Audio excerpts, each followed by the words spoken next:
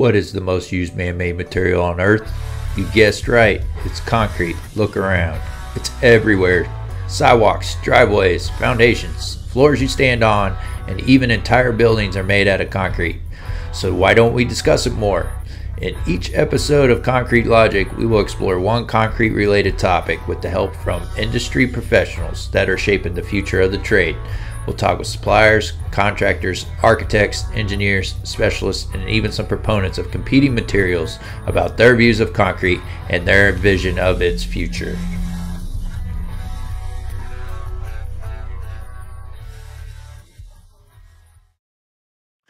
Welcome to another episode of the Concrete Logic Podcast. And today I have Rich Seichi. I missed it. Did I get it that time? You got it. Nice. He's an executive in the concrete supply arena. He's been on the podcast twice before, way back, episode 20, where we talked about there's nothing more sustainable than concrete. That was the first one. And then the second one, we talked about concrete and type 1L cement, no turning back. That's when we were making the transition. I'm sorry. The first episode was episode 20. That was back in 2022. And then episode 44, that was early. When was that? Episode 44 sounds like a long time ago. Yeah. Last April, April 23. So, Rich, thank you for coming back on the show. Well, good. I'm pacing about every once a year now. So yeah, there you go. But we'll have to get you on more frequently. You're a popular guy as far as getting people always looking out to you for your opinions on things. So sure. I appreciate you coming here. Before we get started with Rich today, just want to remind folks how you can support the podcast. There's 3 things you can do. If you enjoyed the episode today with Rich, please share it with a colleague or a coworker in the industry. The second thing you can do is if you go to the website, concretelogicpodcast.com, there's 2 ways you can get a hold of me. One is you click on there's a contact link on there. If you click on that contact link, it'll shoot me an email message, or you at the bottom right-hand corner of the website, there's a little microphone. If you click on that, you can actually leave me a voicemail. And I'm looking for a couple things from you all. One is topic suggestions, things you want to hear on the podcast.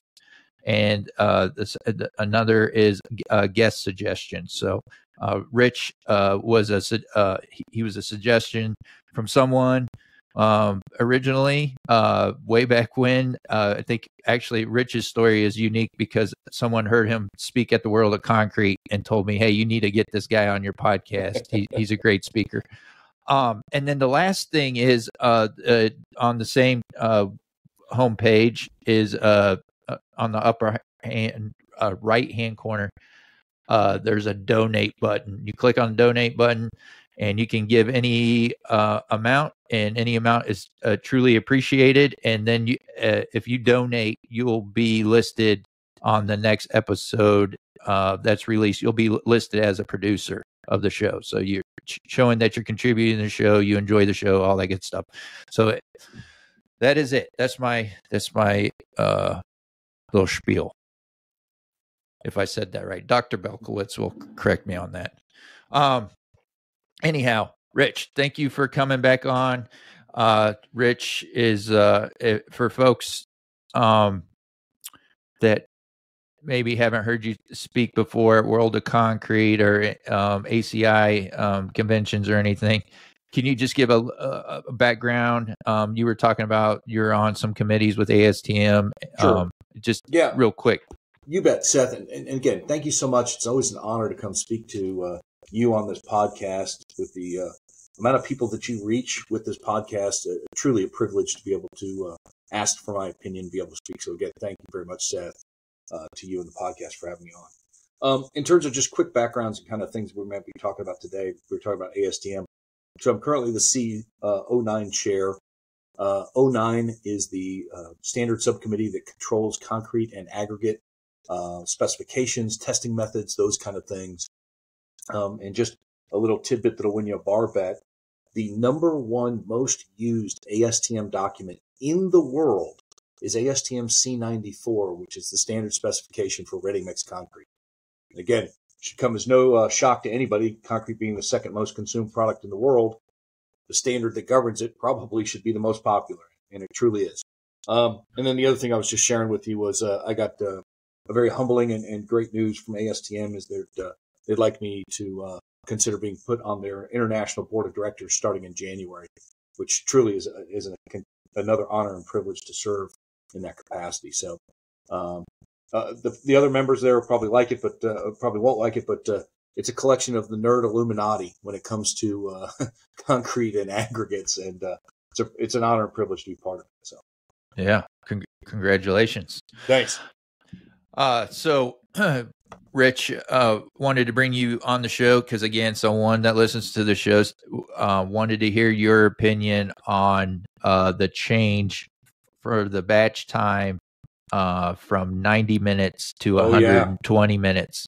So if we could talk a little bit about that, and if we have time too, I'd like to, we were talking before we hit record a little bit about the temperature specs as well. If we have time, we'll see how much time we spend on this, monumental change in how we view the time on concrete. So, sure. So a great segue, because I was just talking about ASTM C94 as the governing specification for ready-mix concrete. And in that, going back to the 1930s, there was a phrase in there that talked about concrete and a rejection point at 90 minutes after batching. Once batch time started, you had 90 minutes to discharge the concrete. There was a second part of that sentence that also talked about 300 drum revolutions as well. But we're going to talk about the time right now. So that had existed in that document since the 1930s. And the analogy I always give people about making changes like this, fundamental changes, is if you are a person of faith, and let's say that faith happens to be a Christian faith, I want you to, in the next time you attend service, stand up in the middle of it. Just pick a time right in the middle. Stand up, raise your hand, and say, I don't like the way the book of John is written in the Bible, and I'd like to suggest a change, and see how that goes. I said, that was kind of the equivalent of trying to change 90 minutes in ASTM. Now, the interesting thing about that is people ask, where did that come from? Why is it 90? Why is it not 91? Why is it not 89? Where is 90 minutes from? And so you had to do a little bit of history. And I enjoy that when it comes to technical things, because what we find out is we're kind of shocked and amazed how the technology at one point in time dictates what we do today, 70, 80, 90 years later. And what happened was the number one market in the United States in the 1930s for ready-mix concrete was New York City. It was the biggest place where they produced it. And they had the trucks there, they were smaller than they are today, but they didn't have a variable speed drum. They had a one-speed drum. And the speed of the drum was 6 RPMs, period. Didn't go to 7, didn't go to 5, 4. When you turned it on, it went right to 6 RPMs. Was that a hand crank? No. It was just it was a one-speed motor. Yeah. Now, so then what they did is they said, what's the average delivery time from New York where we make it to where we deliver it? And the city wasn't that big. The average delivery time was 50 minutes. You want to know where the that's how we got the drum revolutions, was 6 times 50 was 300. Yeah. So that was it. And then the other one was, why 90 minutes? What was magical about 90 minutes? So then somebody used an aggregate at the time that was developed. And they said, how long does it take for the aggregates, not with concrete, just the aggregates? They put them in a drum and they kept turning the drum, and then they would discharge it. And then they looked at it and they said, these aggregates have pulverized themselves in 90 minutes. Therefore, the concrete must be no good. What? That's it. That was the entire sum of how that technology was used to then become part of the standards in the 1930s and progressed all the way to today. And we used that as a point of rejection on job sites. Yeah. People would look at their watch and go, oh, it's 91 minutes. The concrete is supposed to be bad. Get rid of it. It didn't matter what the temperature outside was. It didn't matter what the mix design was. It didn't matter what its purpose or use was. We just had people who go, it's 91 minutes. Now, I'm not a smart guy, but I think the concrete is a little bit less smart than me. And I'm telling you, concrete is not smart enough to know that it has gone bad at 91 minutes. And here's the other thing that just practical capper I'll give you that started this was I asked, has anyone ever experienced, and we did a survey, we did a poll, we were checking on this at societies and other meetings. Has anybody aware of an engineer or an owner that has taken something out of service that made its strength and was performing, but was placed past the time limit specified? Did anybody rip something out like, hey, concrete's supposed to be, it's a deck, it's supposed to be 3,000 PSI, let's say. And let's say the cylinder's broke at 4,200. Yay, meets its strength. And about 7 months later, somebody finds out, hey, I'm looking through the tickets, and this was delivered at 105 minutes, but was as a 90-minute spec. Should we tear that deck out? Are we concerned about the safety of people using that in service? And the answer is no. No, I don't think anyone would. No. I don't think anyone would do that, but I guarantee an owner or a general contractor would threaten your payment. Yes. You put old concrete in there. I don't care how well it's performing. That's out of spec. I'm going to hold money on you. So interestingly, what we had to do was we had to bifurcate those two issues, even though they were in the same sentence. Then there was 300 drum revolutions, and so that got fixed. And then we got to the 90 minutes. Now, the interesting part about it is then we had to go to the science of it. They're like, okay, let's understand what's actually happening.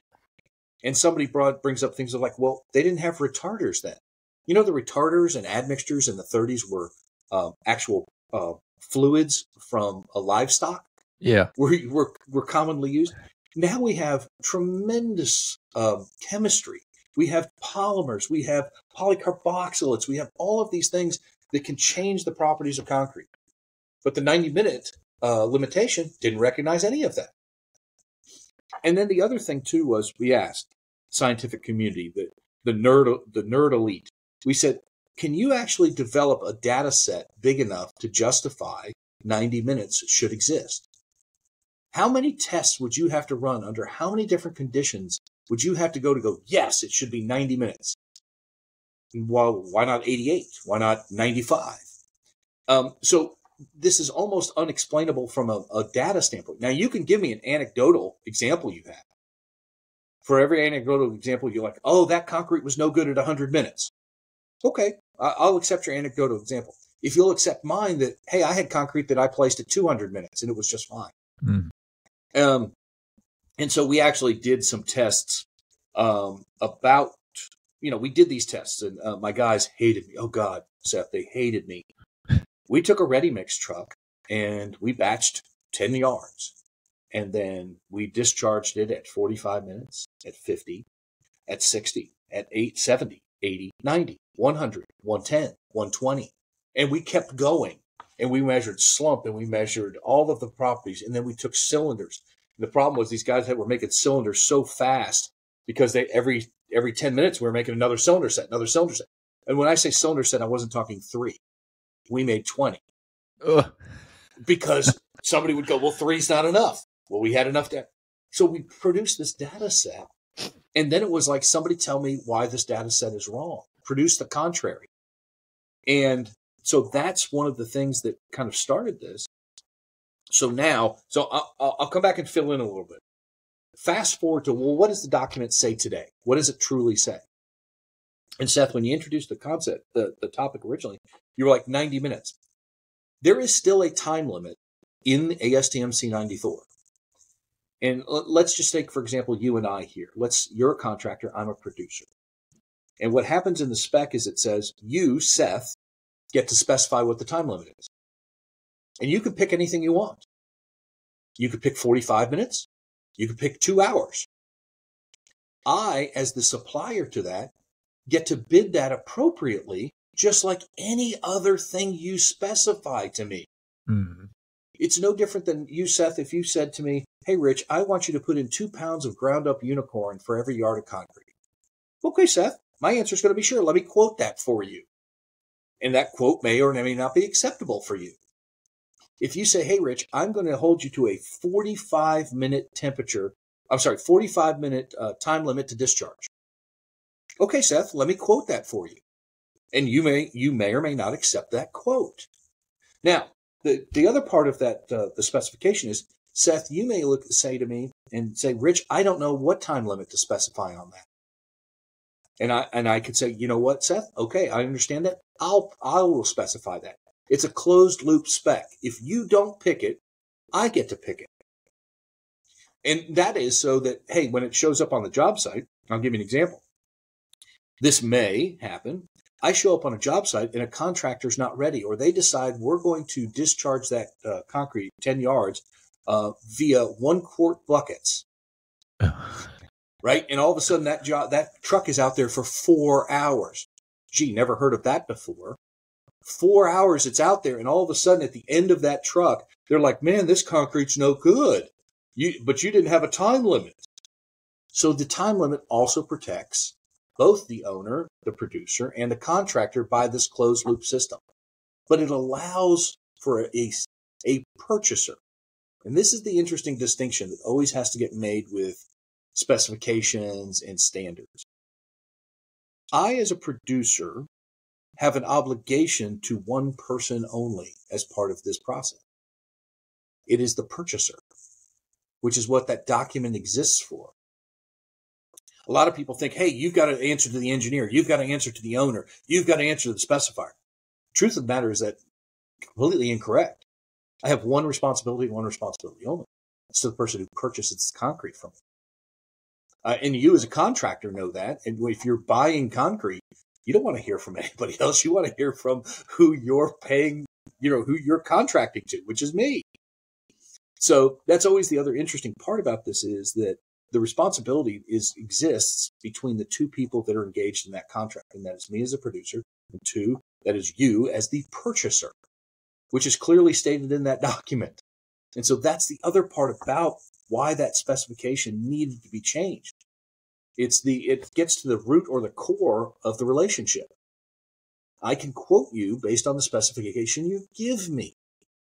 And I will tell you, you and I have both been on projects for far too long where somebody had literally their watch out and they were looking at the concrete going, 91 minutes, get these trucks out of here.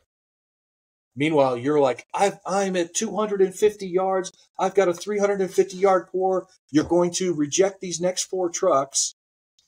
Meanwhile, I'm going to have a cold joint. All this stuff goes on, and the concrete wasn't smart enough to know it was supposed to be bad. Uh-huh. So that change that we're talking about took 10 years to get done in ASTM. 10 years. And again, the process is a very good process. It's a very open process. It's a very well-established process, and it's a consensus-based process. Now, and by consensus-based means that this is the other interesting part about how science works. Everybody thinks that there's one guy in a lab who comes up with something, and all of a sudden he says, the new color is blue. And the world says, oh, okay, the color should be blue. Well, the way science really works is somebody develops something in the lab and they bring it to a technical association, a society, a governing body like ASTM. And they say, here's my data. And the people in the room, 100 of them, let's say, if 51 of them say, we think the color should be blue, guess what? That's the new scientific color is blue. And a year later, if somebody comes up and says, we have new results with new technology that says the color should be red, comes back to that same group, and 51 of the people say, the new technology says the color should be red. Guess what? Science works again, and the color's red. So in the 1930s, when somebody said we should establish these time limits based on how aggregates degrade coming out of the back of a drum, everybody said, congratulations, science. And that's why we're going to set the limit. Science changes, and that's how it does. And that's exactly how we got to it. And it took us about 10 years to get that change made. And then to your point, how long does it take till it's adopted? That's the other big thing. Uh-huh. Just because the document changed yesterday or was published that way, there are hundreds of thousands, tens of thousands of specifications that still have it at 90 minutes. And that's okay too. There's nothing wrong with that. It just means we get to bid that accordingly. shockingly, in a competitive bidding environment, that's the way it's supposed to work. And I'll give you one final capper on this that was probably one of the most interesting arguments that got made. Was 15 years ago, nobody would have made this argument. But 10 years ago, it was a good argument to make, which was, aren't we supposed to be focusing on more sustainable construction methods? Aren't we supposed to be focused on greener building processes? Aren't we supposed to be focused on lowering carbon footprints? All good things to do, right? What is the impact of 91 minutes on a concrete rejection that we know is not bad? How does that affect the green footprint of that project? I use that term loosely. To just go, we're going to reject that load of concrete at 91 minutes, knowing it's good, but because the spec said that. What's the impact to the carbon footprint of that project by doing it? It's like, brilliant argument to use. Yeah. Brilliant. So again, it's one of these fascinating things that when you start to dig into it, you're like, why does that exist?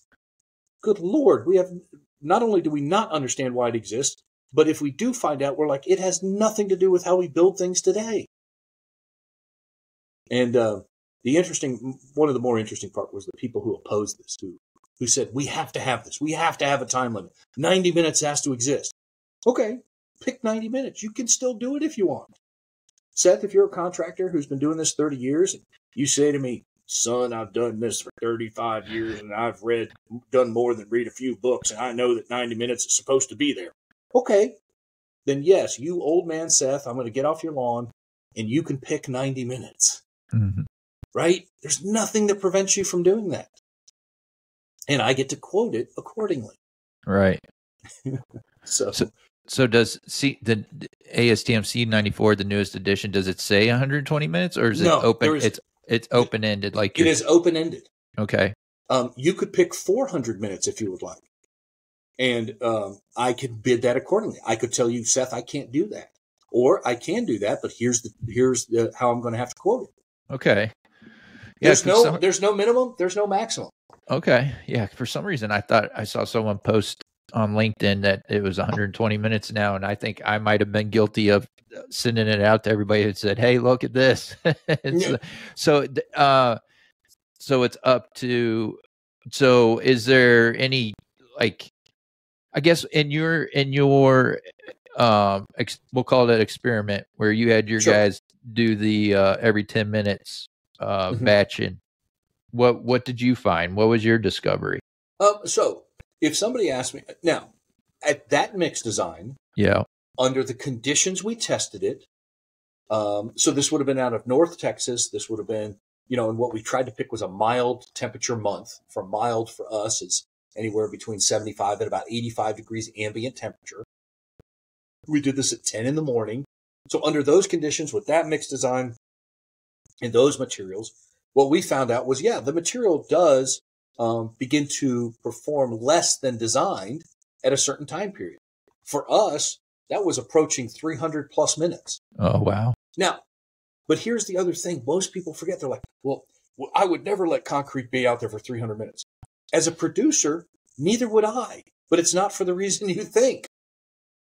I have a commercially vested interest in getting concrete to you as quickly as possible, discharging it as quickly as possible, and getting that asset off your job as quickly as possible. Mm-hmm. I have a commercial interest in that.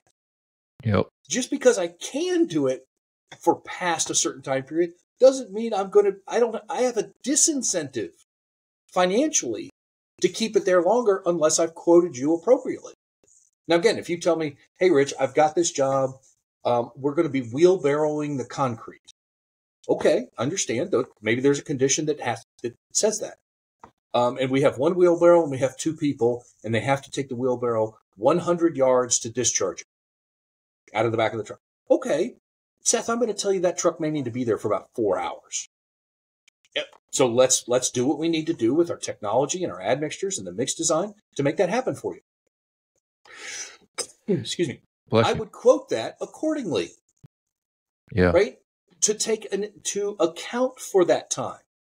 Because otherwise I want to get there. If all of the fresh properties check out slump air, temperature, these kind of things. I want that material out of my truck as fast and as safely as possible. And I want that truck back as fast and safely as possible at my plant. I have a financial incentive to have that truck there the least amount of time possible. Yeah. This is what everybody kind of missed as part of that spec was, I don't want it there a minute longer than it's supposed to be. So that's why, to me, it's an open-ended thing. It's if you, and the irony is, in some markets, you could go very rural or you could go very urban if you wanted to. Again, let's go back to Dallas-Fort Worth. You're really not going to go a whole lot of places in about 50 minutes there. If you're traveling, depending, unless it's between midnight and 6 a.m., it's going to be a 45-minute one-way haul. So I've got batch time. I got to get off the yard. I got this. By the time I get to you, concrete could be anywhere between 45 to 60 minutes old, almost all the time, unless the plant's, geographically convenient to the job. And that doesn't include traffic, right? So some of these things are almost impractical when somebody, because I'll see specs like that. They're like, if the ambient temperature exceeds 80 degrees, the discharge time must be 75 minutes. Congratulations, you're not pouring in Dallas-Fort Worth between April and October. Right? Please inform your owner that the specification prevents them from constructing anything for 6 months out of the year. Mm-hmm. Well, what do we need to do? Well, let's look at some things practically. And I think that's how we approached that 90-minute limit was, what is this really doing? What is this preventing? And for anybody who still wants to have a 90-minute limit, there is no prohibition in the specification that limits that choice. You can still do it every time, all the time, in your jobs, on your specs, whatever you'd like to do. But for purchasers who choose not to have that in place, they also get that option. And that was that was, again, as we're talking to people and everything else, we're not limiting people from continuing to keep it.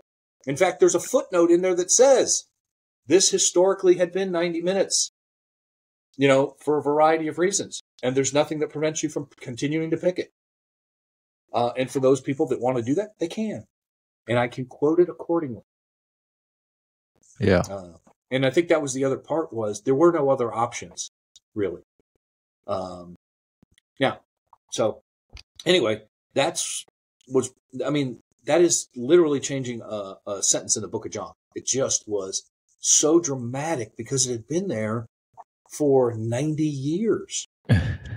And it became, almost, part of the lexicon when it came to specifications and job site things and everything else and colloquial conversations at contracting meetings or technical associations or societies. They're like, 90 minutes. Well, why? What was the purpose of it? Well, it's just there for 90 minutes. Well, why? And then you start to dig in and all of a sudden people's arguments fall away pretty quickly. Because they were like, well, it protects the, okay, you can still pick it, but why does everybody have to pick it? And the other part about that was, go back to the first point I was making regarding the performance of the concrete. What if the concrete performed past 90 minutes? What was the value of the time limit then? It didn't serve long. It actually rejected, and I think over the multiple decades you and I have been working, how many yards of concrete were rejected because of a 91-minute limit that should have gone in place, that should have been used, that could have built something? And I think this is not tens of thousands. This is millions of yards of concrete. Oh, yeah, most that definitely. Have been summarily rejected for no other reason than that sentence existed in that document for 90 years. Yeah. And so to me, this is a huge step forward from an industry standpoint, from a logic standpoint, and from a practical standpoint on how we build things. Because at the end of the day, that's where I always get to. I every time I'm in a meeting with people, and let's say it gets a little contentious, the sentence I always come back to is, hey, man, I just want to build something. Do you want to build something? You guys want to build this building? Do you want to build this structure? Do you want to build this project? Because I do. What do we need to do to figure out how we build this? And that to me was one of these fundamental things of like, how does this help us build anything? It didn't. So I'm sorry to wax a little philosophy there on you, but as an engineer who's got obligations, as a person who's been in this business and like the mafia can't seem to get out, it's important to me that we make an impact on our communities. And these kind of things, people don't think about it, but it truly did. Where did that concrete go? Those millions of yards that got rejected? Some of it gets resold. Maybe some of it gets repurposed. Maybe some of it gets recycled. But I bet you a lot of it got dumped in places that had to, and just dumped and dumped and dumped. Yeah. We can do better than that, Seth. We can. And to me, that was one of my true motivations on this was, man, we can just do better. We can. And I think the standard, and I think the science, and I think the people who helped this all recognize and realize that. Yeah. So is temperature next? Oh, boy, you really want to poke the bear today, don't you? Yeah. Yeah, if we can chat about it for a little bit. Yeah, I'll be happy to. We got about 5 minutes. We could. Okay. So I'm sure, I don't know if you're going to link to it or not, but somebody had posted something on LinkedIn, and it was almost in a I'm going to use the wrong terms here, but they were almost promoting the fact that they could cool concrete temperature to 75 degrees using liquid nitrogen. Yes. There was a video and everything else on it. And to me, it was one of those things of like, what are you promoting here? And for what purpose? Because there is no reason concrete has to be cooled to those temperatures for delivery. Now, yes, I will put a caveat on there. Under specific conditions, under certain circumstances, under, these kind of things, yes, that may be important, but not for all concrete. No. You're referring to like mass concrete. Mass concrete, Yep. Absolutely. Under those kind of specific conditions.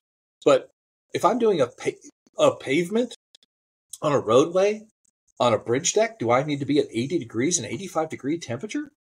No. Go back to my earlier point about concrete not remembering what it used to be once it gains strength. I've been on projects where like, hey, Rich, that concrete was placed at 105 degrees and the temperature spec was 90. Do you think we should tear it out? Well, what were the cylinder breaks? Well, they were at 160% of the design requirement. Okay, what do you want to do? You want to tear it out because it wasn't placed at the right temperature? Well, no, it'll be okay, but I'm just letting you know. Then what was the purpose of it? And I can't, and again, if I put on my material scientist hat, and this would be a great nerd debate for you, I think concrete, much like other materials, should not be thermally shocked. I think, now here's the analogy I always use.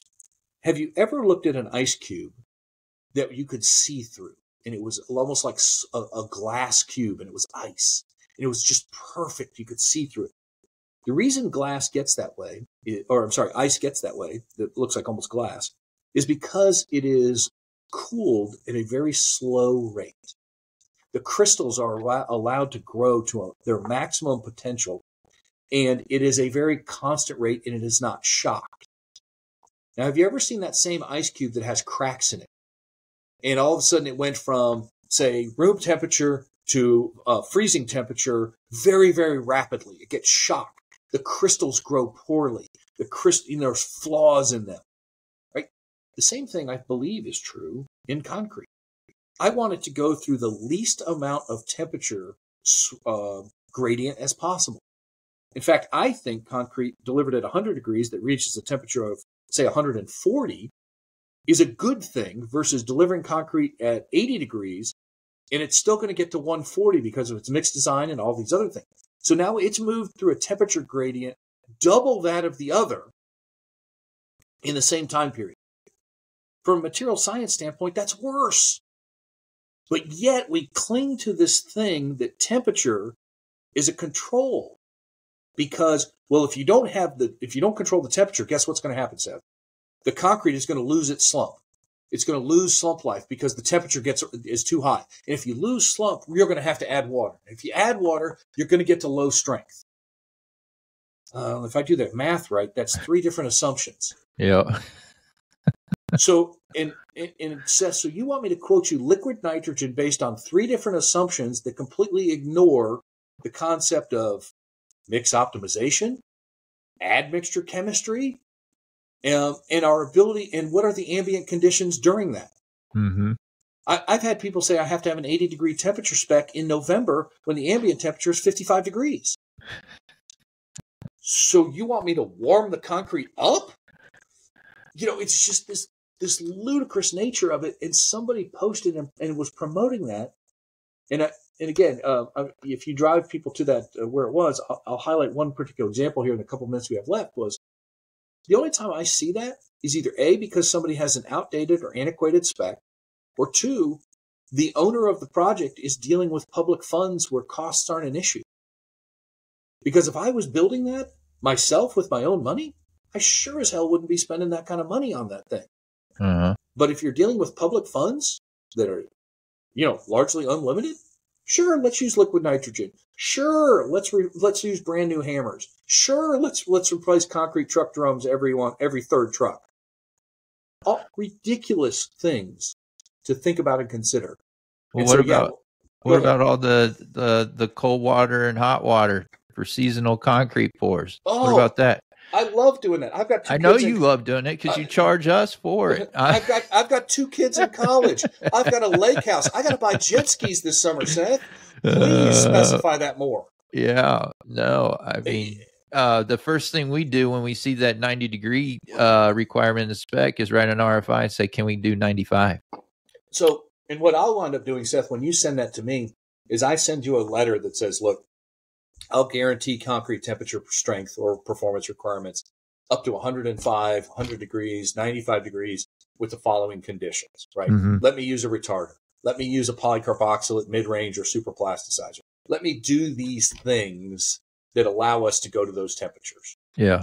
And then all of a sudden, and the other one is, if somebody says, well, if you can get an engineer to sign that, congratulations. I'm an engineer and I'd be happy to sign that for you. But you're more of a concrete engineer than the guy that stamps the drawing. Well, and that's the other thing too, is that, we can talk about this anytime in the future, but over the last 20 years, there's a huge shift. The guy who stamps that drawing, when I submit a mix design, they don't approve mix designs anymore. They review them. Review. Yes. So they're turning into architects. And there is a very subtle shift there in liability. Yeah. So, and my thing is, what an awesome thing to do, because I'm happy, because my position in risk profile hasn't changed no matter what they do. Yeah. I'm still responsible. And you, Seth, as the purchaser, is my number 1 and primary obligation. And so it's just, to me, always funny when we see these things get recycled like this, where somebody's like, see, we can cool concrete to this temperature. Why? For what purpose? And when you begin to ask those questions, you wind up that there's a triple assumption or a quadruple assumption somewhere. And when you ask the what I would call the closing question, are you going to advocate for concrete to be torn out when it gets placed above temperature but makes strength? Well, no. Then what was the purpose of the spec?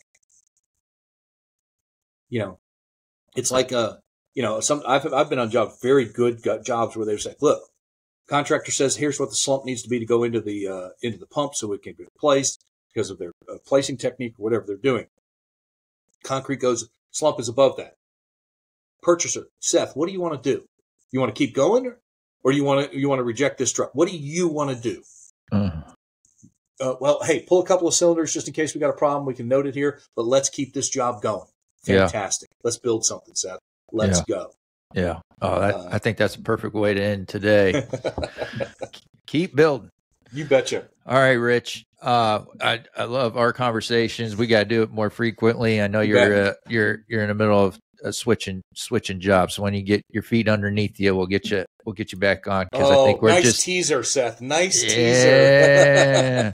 So that I think that your efforts to change that time limit. I mean, I think we're opening up some other opportunities there that we can refine the requirements on concrete that will it'll help us out, all of us out. Rich, thank you for coming back on the show. And folks, let's keep it concrete.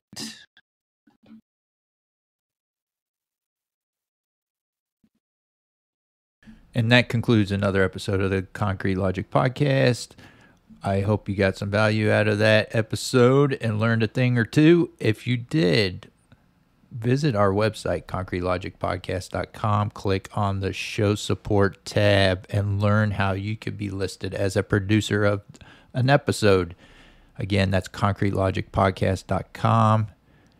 Click on Show Support tab to learn how you can support the show. And as always, Mike Dunton will take us out. Ring,